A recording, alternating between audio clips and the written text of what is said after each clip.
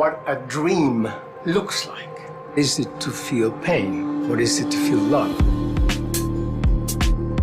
Everybody is deluged with information.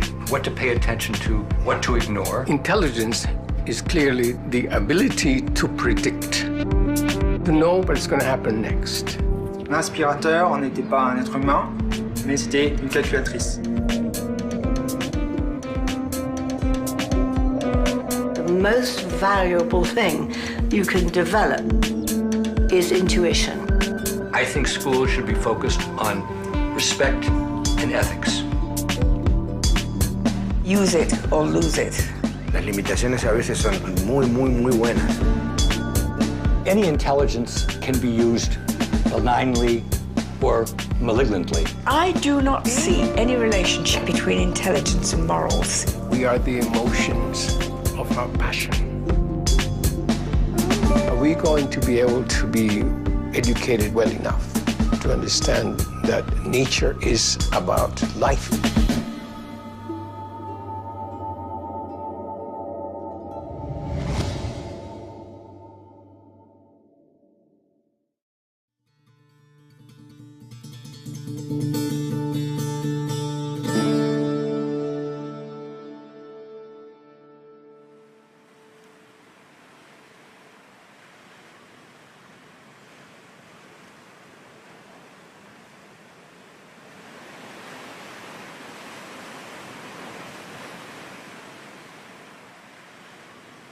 El odio todavía sobrevuela este país como un pájaro negro.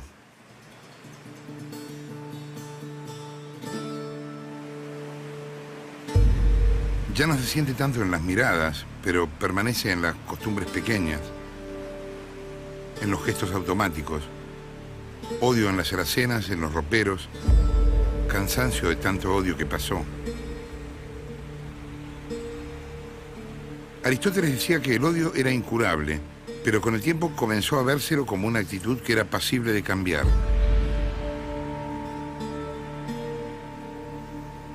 Dicen los científicos que el odio se puede escanear.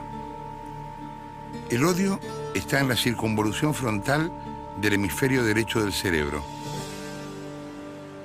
Otros sostienen que el odio vive en el corazón o ensucia el alma.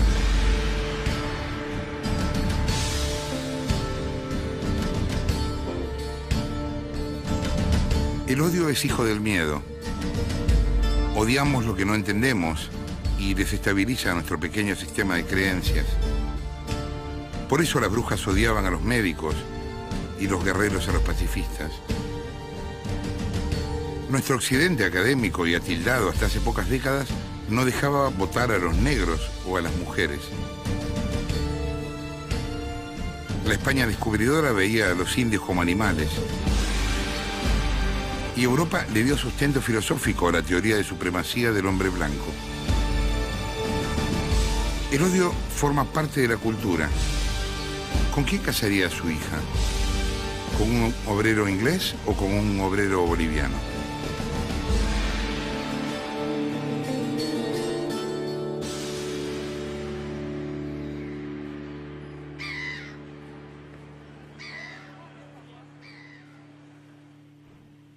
Mary Barton es argentina y llegó a los 21 años a Sudáfrica. Hace años que sueña en inglés y el español que aprendió en el Northland de Olivos forma parte de un lejano pasado. Mary fue elegida por Mandela para integrar la Comisión de Verdad y Reconciliación y comenzó su militancia junto a las Black Sash, una organización de mujeres blancas que llevaban una faja negra en luto por la pérdida de derechos.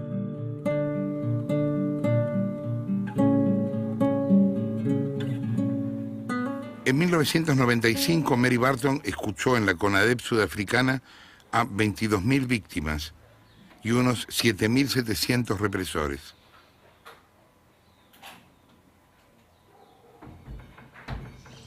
¿Cuál es la primera imagen que tiene de Sudáfrica? ¿Cómo llegó? ¿Llegó en avión?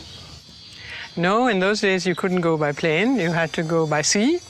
I went from Santos to Cape Town, and it is a very, very beautiful city. It's often compared with Rio de Janeiro and other very beautiful port cities. but it is also a very cruel city, very divided, perhaps one of the most racially divided of South Africa's cities. And it's very obvious that that is so, because even though now the city is integrated, the years of apartheid have meant that people still live in different areas, and the poor people still live on the periphery of the city. ¿Cuál es su primera imagen de la apartheid? Well, I was a young, newly married woman, and my first friends were my husband's friends, and one of them invited me to go and help her in a project that she was working with, which was taking food to poor people. And it seemed as if from under every tree came a child with an empty tin for us to put soup into. But I asked myself, yes, where there are poor people, there's a need for charity. But what can one do to change the situation, not just give out soup?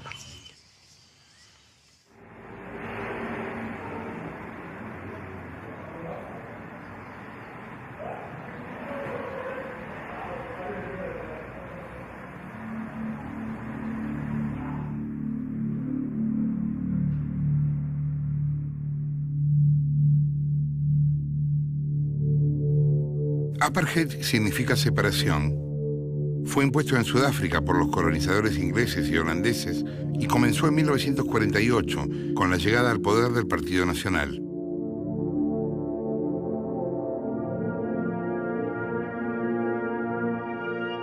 Primero fue la ley que prohibía los matrimonios mixtos, después la que declaraba la fornicación ilegal. Había 4 grupos: blancos, negros, indios y mulatos. Se dividieron las playas, los autobuses, los hospitales, las escuelas y los bancos en las plazas.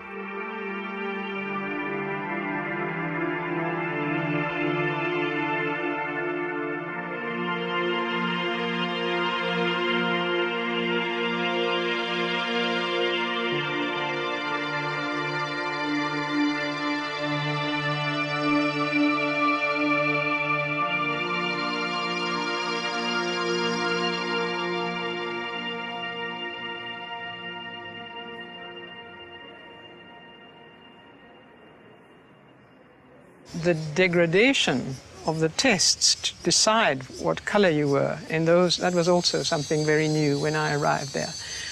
There was a story about the pencil test, that they used to put a pencil in your hair, and if your hair was very curly, like African hair is, the pencil would stay there.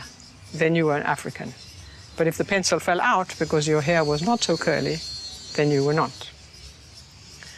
And it was a time also when Cape Town was being divided into racially separated areas. Until then, people had been free to live in different parts of the city. But in the 1950s, the legislation had been passed to divide the city into racially segregated suburbs. And people were being picked up and moved far out of the center of the city. The big trucks would come and take up all their possessions and all the people and all their furniture and transport them out of the city. And there was terrible heartbreak. People committed suicide, people were broken-hearted and remain broken-hearted to this day for all that they lost in that.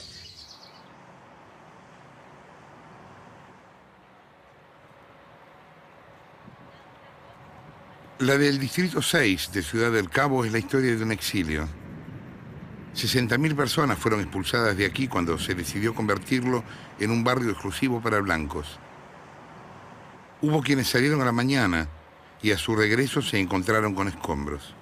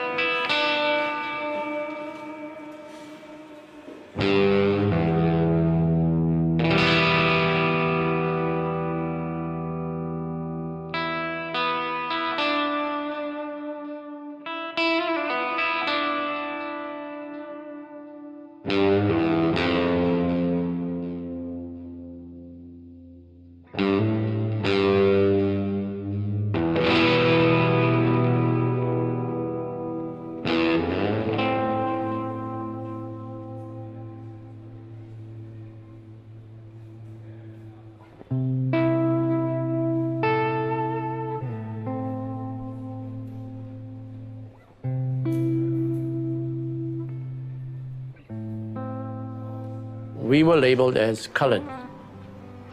Your black folk were called natives or Bantu, and then just blacks. And then, of course, there was your whites, and then your Indians. Your Chinese were regarded as colored, and this was the apartheid system. All people of color were taken out of these areas and then deposited in the sandy waste of the Cape Flats. And there they were placed into what is known as your townships. Your townships, which I always considered to be based on the Nazi ideology of ghettos. As they did with Jews, Gypsies, and Poles, they were placed into ghettos. Only difference between our ghettos and their ghettos really is there were no barbed wire fences and gun towers, but psychologically you were brainwashed to believe this is where you must stay. And this is how they engineered the thinking of the people and placed them there.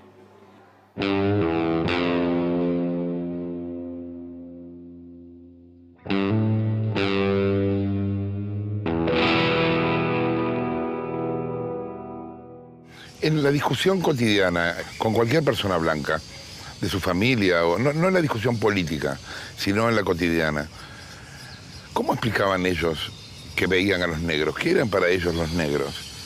O sea, ¿cómo argumentaban que los negros tenían que tener trato distinto? Well, that was one of the things that I had to try and learn to understand, of course, that it seemed so hard to understand that. But after all, apartheid, even though it only really became law in the 1950s, it had been common practice under colonial rule. And black people had been discriminated against since the very arrival of people from Europe in Africa. The African National Congress, for example, was formed in 1912, 100 years ago, to begin to resist the rules that the white colonizers were imposing on them, the taking away of their land, the dividing up the country into reserves, which would be the only places where black people would have rights.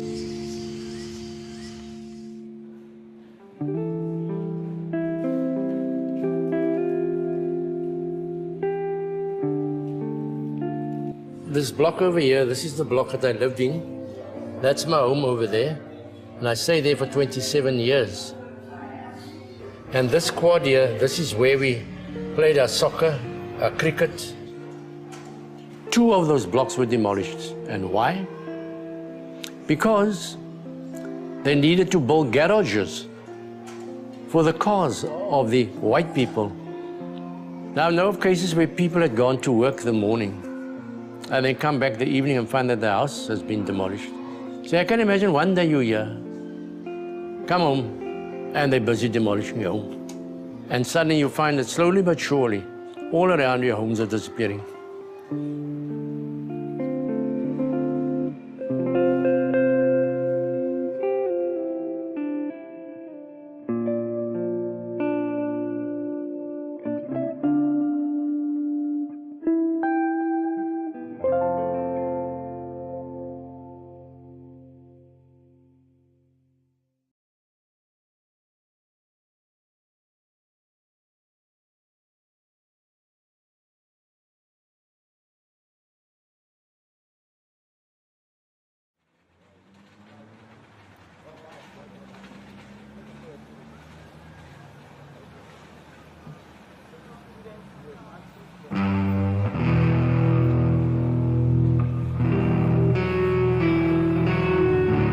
La discriminación racial comenzó en Soweto mucho antes de que fuera promovida por ley.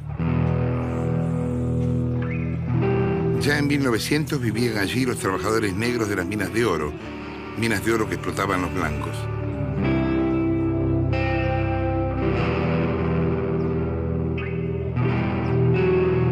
Soweto dijo basta en 1976 y produjo uno de los episodios emblemáticos de la lucha contra el apartheid. Aún hoy, la tasa de desocupación ronda el 40%.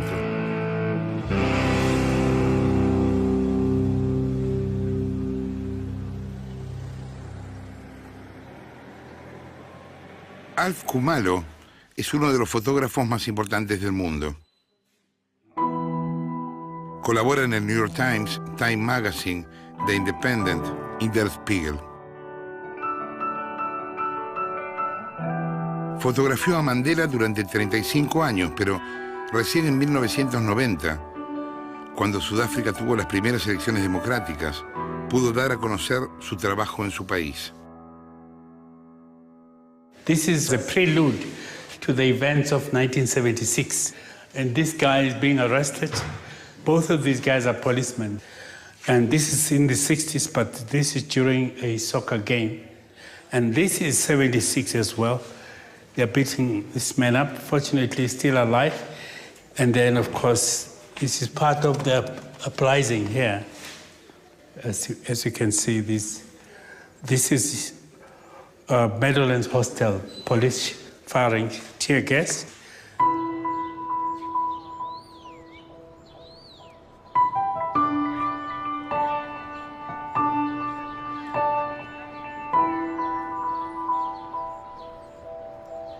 ¿Cuál fue el primer muerto que vio víctima de racismo? In really the times when one began to see violent death was in the 1980s, when protest resistance was very strong, and there would be protest marches, rallies, demonstrations, and we as a group of white women were asked often to be present. One of the things that we did was to witness events so that we could talk about them with first-hand knowledge and tell the world what was happening. But also because people told us that when there were white women present, there was less risk of very brutal, violent behavior by the authorities and also by the demonstrators. So it was a real duty to be present. And sometimes it seemed as if every weekend there would be a demonstration one weekend, and the next weekend there would be a funeral of those who had been killed in that demonstration, which would then in turn once again become a demonstration. That became the turning point in South Africa's politics. In a short space of time, the army and the police mowed down 69 people. This is 1980 in Soweto. This guy he just couldn't take it because they were unleashing dogs on them, but he was brave enough to face the police. There were some very, very brave people amongst people. There are those who refuse to run, who just face the police, yeah. And yet he's not that big, but he faced them nevertheless. This is one of the worst days of the uprising of 1976. It was actually totally illegal to shoot this picture. Police had instructions to shoot to kill, and we were instructed not to be there. No photographers were wanted. But I shot these pictures through the back window of the car. But after shooting the pictures, I turned slowly and dropped the camera on the floor of the car, changed the film, put it on my shoe, and then put a different film just in case they see me and harassed me. But we've got to make sure it was actually Jewish people were dying. It was one of the worst days. Yeah.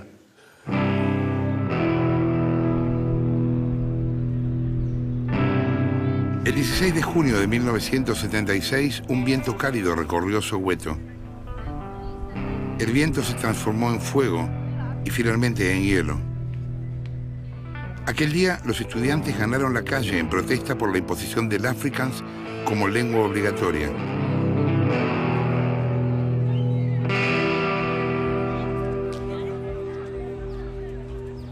I was 16 years old, and my brother was 12 years old.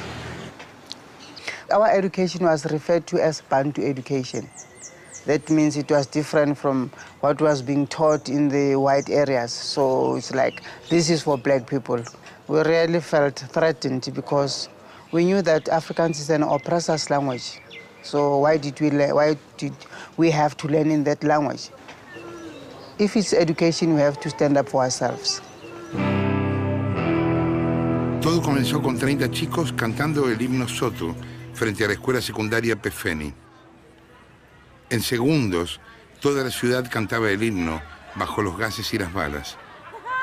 Hubo 500 muertos.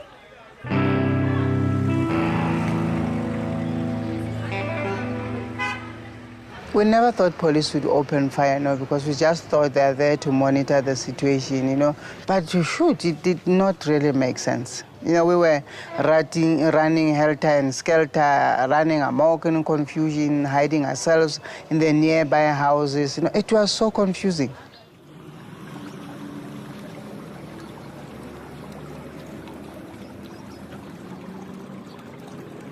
Antes de ser una foto que recorriera el mundo, Héctor Peterson era un chico de 12 años que protestaba en su colegio. Después fue un cuerpo casi moribundo en brazos de otro estudiante que corría desesperado buscando ayuda. A su lado, en la foto, su hermana Antoinette llora desgarrada. I was very scared, you know. I just went blank, you know, I couldn't think. The first thing that I spotted, it was my brother's shoes. I saw blood coming from the side of the mouth, you know. I panicked. And all of a sudden, a car just stopped in front of us, and one lady jumped out of the car, and she said she's a journalist. She can help us. So as the gentleman was about to put my brother in the car, he said, "Oh, he's dead." But, you know, I was just numb. I couldn't do anything. I couldn't believe that was happening. When Hector Peterson was shot, I had taken some shots. I had shot those pictures, the whole sequence. Yeah. I had shot even girls on the fence, hanging on the fence like watching. They tried to jump, but they were young, and the wires the fence just trapped them. Yeah, those pictures I never can get out of my mind.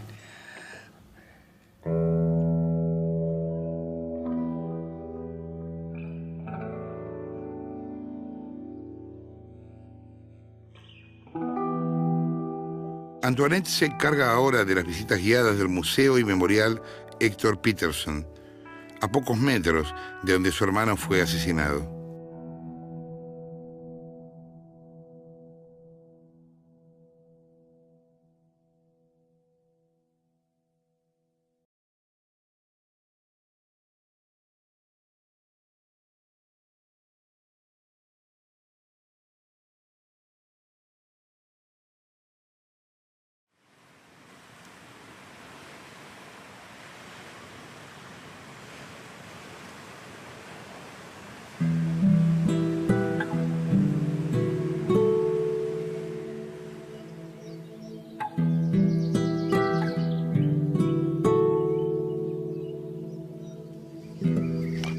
Usted llegó a estar presa en distintos momentos, ¿no? The only time that I really spent in prison was in 1985, when Nelson Mandela was being held in a prison in Cape Town, and there was a huge march was planned to go and deliver a message of support handed over at the prison gates. And the march was banned, and it was very violently broken up by the police. So much so that only a few of us who lived in the protected white areas managed to get anywhere near the prison. And as we did, we were arrested, and then we were held in prison for a few days. And even in prison, the worst thing was knowing that as a white woman you were getting better treatment in prison than other people in the other aspects of the prison. Yo leía que, por ejemplo, en las cárceles se les daba pantalones largos a los blancos y cortos a los negros porque los trataban como niños. In the prison, for example, on Robben Island, there were no white prisoners at that time. The prisoners were also segregated according to race. But in Robben Island, by the time that I knew anything about it, there were so-called colored prisoners and black African prisoners. And that's where the differentiation came.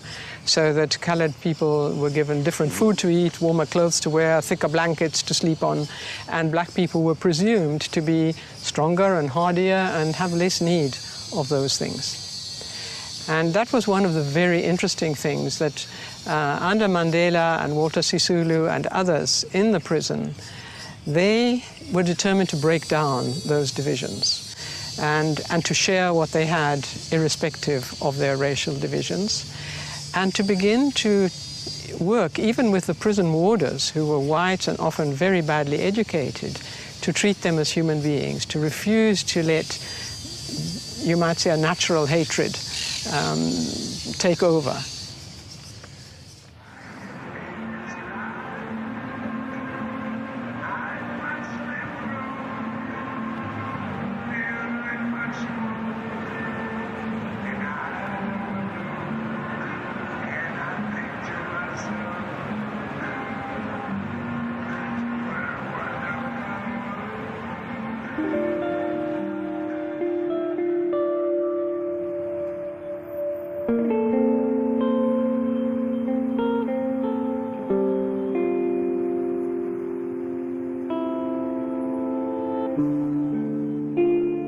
El nazismo llegó al gobierno de Alemania en 1933, cuando el presidente conservador Paul von Hindenburg designó a Hitler como primer ministro. Así comenzó la llamada República de Weimar, que culminó en una dictadura. Los nacionalsocialistas sostenían la supremacía de la raza blanca y dentro de ella de los arios, a los que consideraban su expresión más pura en el siglo XX. Los nazis también tuvieron cierta adhesión en países como Estados Unidos, donde el racismo se dirigió a la minoría afroamericana. Henry Ford fue seguidor y ardiente difusor de la ideología nazi entre el público de habla inglesa. Los nazis propiciaron y llevaron adelante el exterminio sistemático de unos 12 millones de personas. Más de la mitad de ellos judíos, pero también cerca de 1 millón de gitanos, comunistas, socialistas, homosexuales, negros, disidentes religiosos, clérigos católicos o protestantes y masones. I come from ashes and destruction. I can close the eyes and can still smell the burned books or the burned synagogues. Our village was surrounded by a brook which was red from the blood of the killed people. Okay? Fania Gottesfeld pudo haberse llamado Anna Frank. Hoy vive en Nueva York y maneja una fundación dedicada a recordar el horror del Holocausto. Contó su historia en un libro, El amor en un mundo de dolor, publicado en 2005. I don't even have enough words to explain what hunger is, how it feels to be hungry, how it feels to wait to be killed. I used to ask my father, how long does it take to die from a bullet, okay? Or hunger. We were 2 years in a hole. I'm alive here because a righteous Christian, the poorest in the village, who knew, he said his religion, he's Christian, tells him that he has to love his neighbor. Took us in, my mother, my father, and my little brother. If they would have caught him, saving a Jew was punishable by death. Not to scare the population, they used to catch a non-Jew, hang him on the marketplace with a big sign saying, I helped a Jew. He was the poorest in the village. He had only one little child. Now I'm asking you, I ask every audience, would you risk the life of your only child to saving 4 Jews who were condemned to death already? I don't know. He was so poor, he shared the last piece of bread with us. He didn't even have a cow or a horse. But he said, he couldn't even sign his name. He used to do 4 crosses.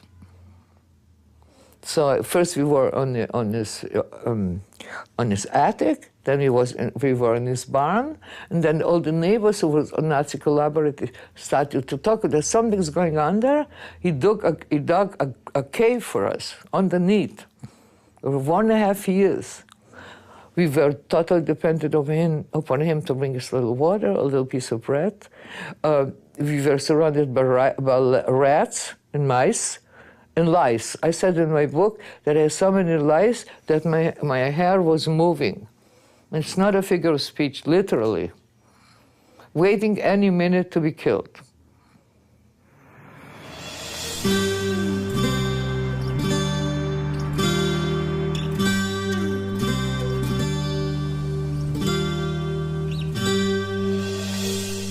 Hablando del holocausto, Woody Allen dijo una vez que lo que le extrañaba no era Hitler, sino que no hubiera vuelto a suceder.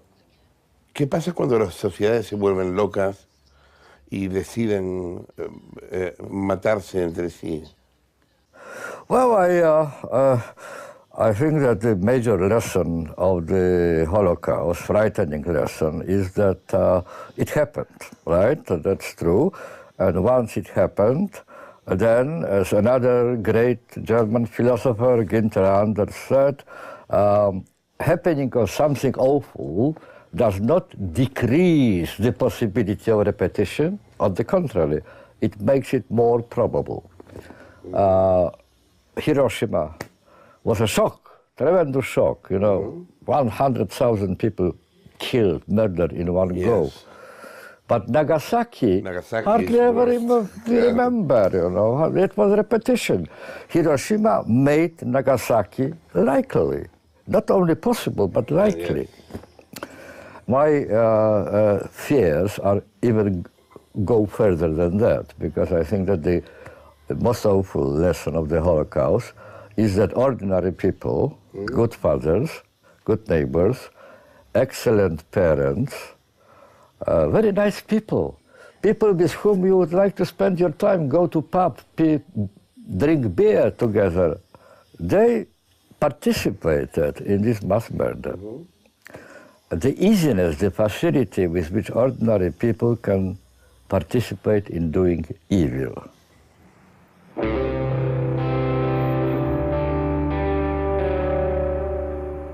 I tell, when I go to schools and they ask me, where was God, right? And I said, where was man? I said, you know, I studied philosophy all my life. When I find the answer, there is no answer. That's the problem. The question is, how come that ordinary people like you and I, who had families, went to church, listened to Beethoven, could become killers? What is it in the human psyche that 1 minute you can become evil? Hitler, when Hitler was imprisoned in Landsberg, because he wanted to overthrow the government, he wrote his famous book, My Struggle, Mein Kampf. In it, he put black and white what he was going to do. He's going to create a beautiful, perfect race, blonde hair, blue eyes. Everybody will be a slave, cater to them, but the Jews will be killed, black and white. My father was a humanist, polyglot, multiple languages. He read the book, he said, come on, it's not written well. Nobody will believe it. People, he said, had a Beethoven, a Goethe, and a Schiller, and they will not kill us, they were. They were so brainwashed, that's what happens. The Wannsee Conference in 1942, when they declared the final solution, with Heydrich, who was there? You think, who was there? People from the street? Lawyers and doctors. They declared the final. Eichmann had 2 doctorates, a PhD and an MD, okay?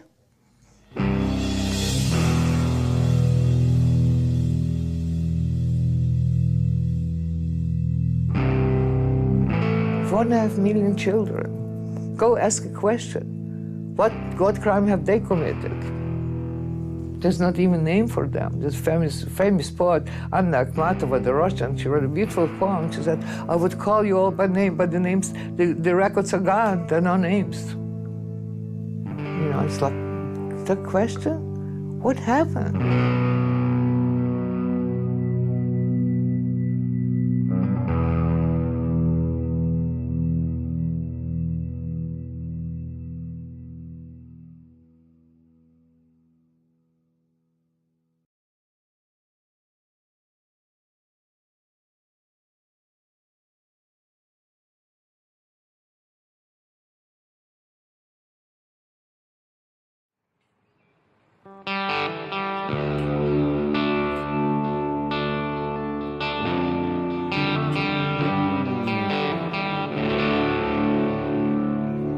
¿En algún momento, a lo largo de todos estos años y en los momentos más difíciles, pensó que esto no iba a cambiar nunca? ¿Que iba a ser siempre así?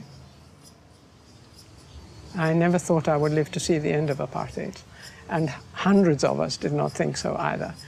In the 1970s, it seemed impossible that anything would ever change. The black leadership was either in exile or underground or silenced by long periods of prison, and generally there seemed to be a sense of real fear that any time you lifted your voice in protest, you would have terrible reaction. And it was quite clear that change was not going to come about through white people opposing the system, and many white people did, or through Parliament, through a white Parliament that was never going to grant rights to black people. So, whereas on the one hand one opposed the violence, in fact, partly the violence is what led to the change that happened. The violence and the international opposition, plus, of course, the change in the world, the change in the role of communism altogether, and the change that was happening in Africa, in Angola, and in Mozambique. All those things came together. But even in the 1980s, when it was very clear that the state machinery could not continue to maintain its strength any longer, there was always the possibility that it would end up in a terrible, terrible civil war and that everything would be destroyed.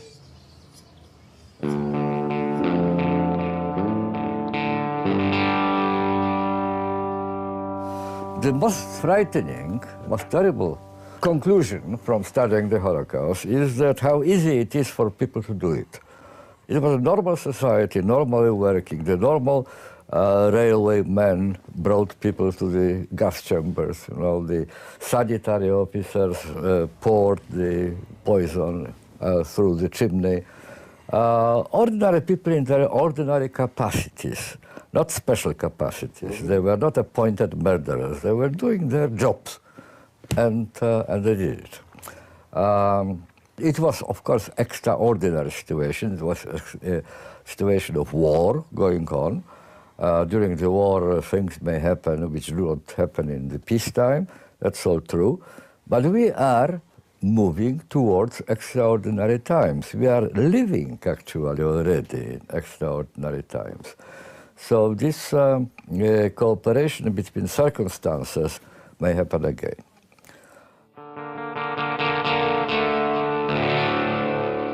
Racism will stay there forever. It will take decades. It will take, I don't know how many years. It has been there, even in other countries, it's still there. It's only that it's subtle. So people are used to racism, so even if it's there, I don't think people will feel it like they used to feel it in apartheid era. So it shows that people can coexist if they respect each other as another person, not another creed, not another culture, not looking at each other differently, because we all come from one source. And until we bleed in different colors, we come from one race, and that's the human race. So color of skin, texture of hair, bridge of nose has absolutely nothing to do with the price of eggs.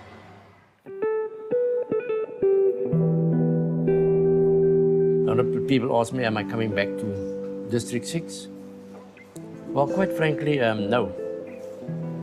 Reasons being, I have nothing to come back to in District 6. All that I have of District 6 probably is the mountain behind me and the sea in front of me. And the children are growing up in those areas. They owe very little allegiance to District 6. And you find that many of the people that are coming back are either the very old, want to die with table mountain behind them, and sea in front of them, and their memories of District 6.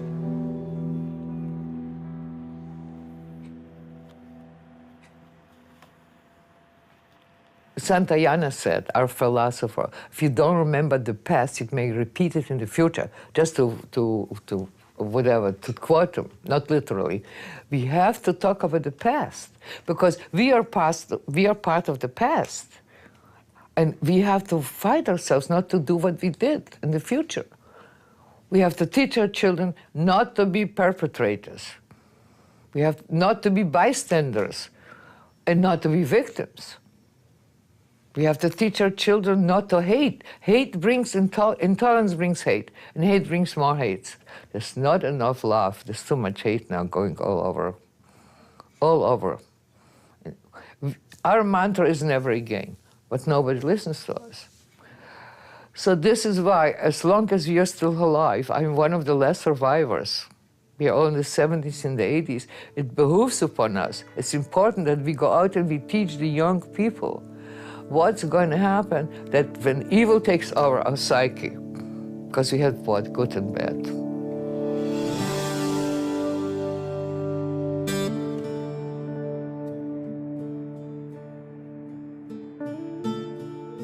Can it happen again? Everything can happen.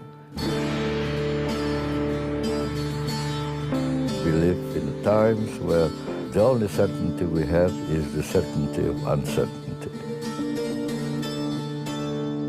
There's no guarantee for anything. It's scary.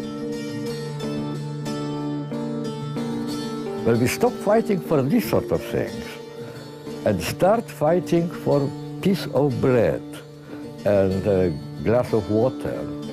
What may happen then, it's very difficult to predict. Our abilities, are frightening, really.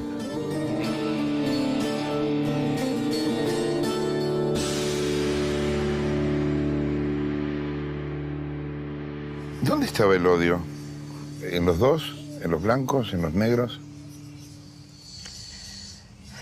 I think there were examples of hate and hostility and fear on all sides. Because when you create a system like that, even though it might have existed in practice before, but when you enforce it, there's always a threat of violence. Because if you break the law, the powers of the state will come down upon you.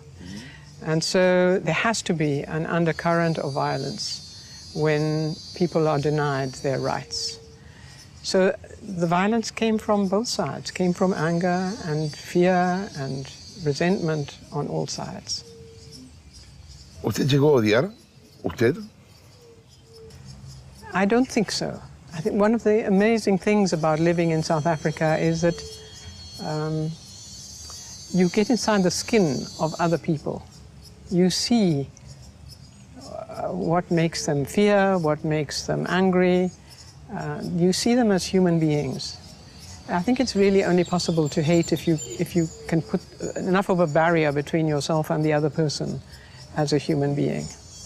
But if you have the capacity or your own history leads you into such a way that you can understand why people do what they do, then it's very difficult to hate. And for me, in a way, that's one of the things that I hoped would come from the Truth Commission, that we would so enable all South Africans to see each other as people who had been stuck in a historical situation and motivated by the forces around them, that would help them to understand each other. Maybe not to forgive, but to understand. But I believe that if you could put together a young white man who had gone into the army believing it was the right thing to do because his school and his parents all thought it was the right thing, and you had him come face to face with a young black man who had gone into exile and come back as a guerrilla, and help them to see that it was the forces that shaped them that made them take those decisions, not an inherent evil in themselves, that would be the building of the reconciliation that we need in South Africa.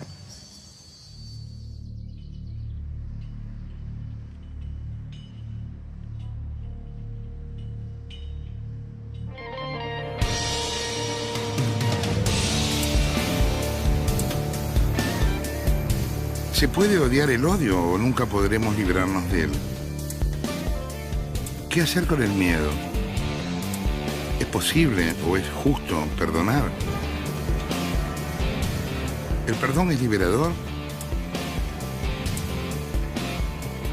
¿El odio hace esclavos? ¿Cómo perdonar sin olvidar?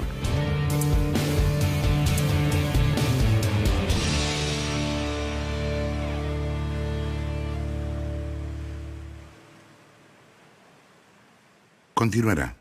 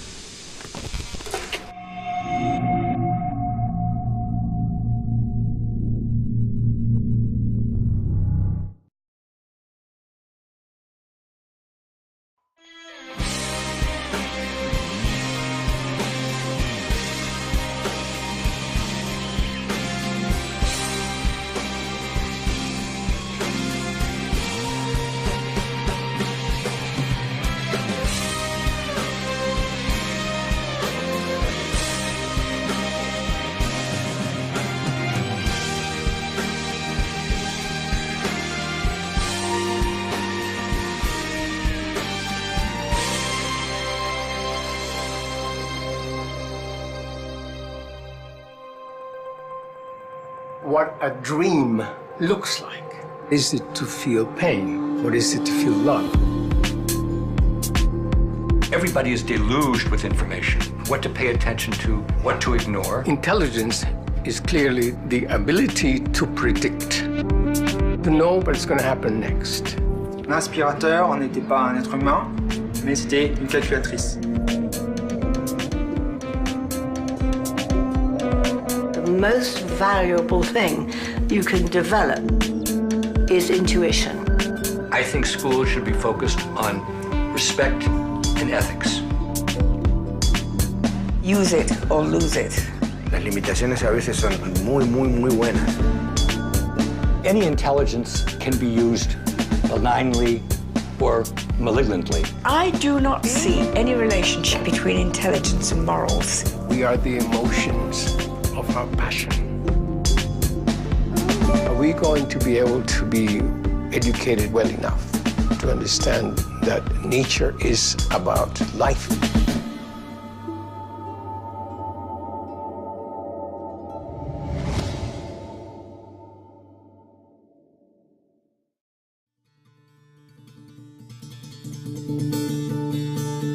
Escanear. El odio está en la circunvolución frontal del hemisferio derecho del cerebro. Otros sostienen que el odio vive en el corazón o ensucia el alma.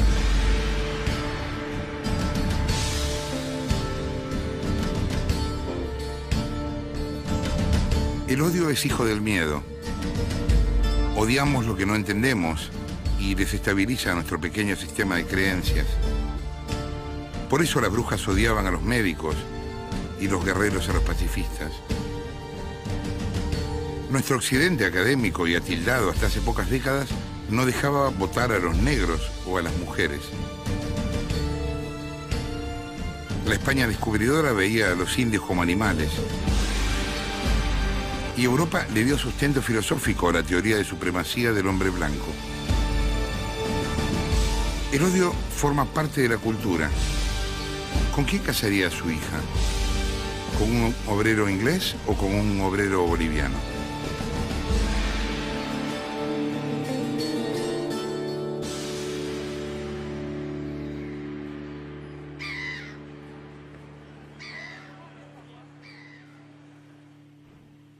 Mary Barton es argentina y llegó a los 21 años a Sudáfrica.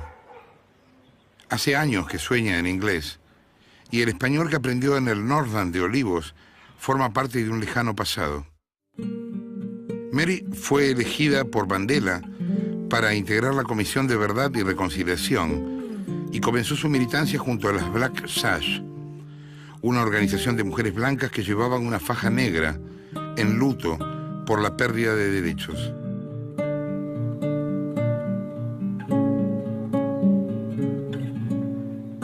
En 1995, Mary Barton escuchó.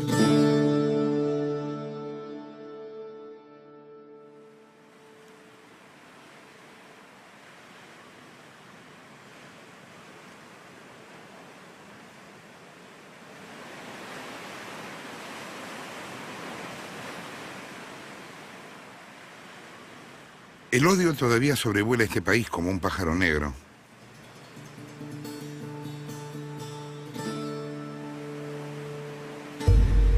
Ya no se siente tanto en las miradas, pero permanece en las costumbres pequeñas, en los gestos automáticos. Odio en las alacenas, en los roperos, cansancio de tanto odio que pasó. Aristóteles decía que el odio era incurable, pero con el tiempo comenzó a vérselo como una actitud que era pasible de cambiar.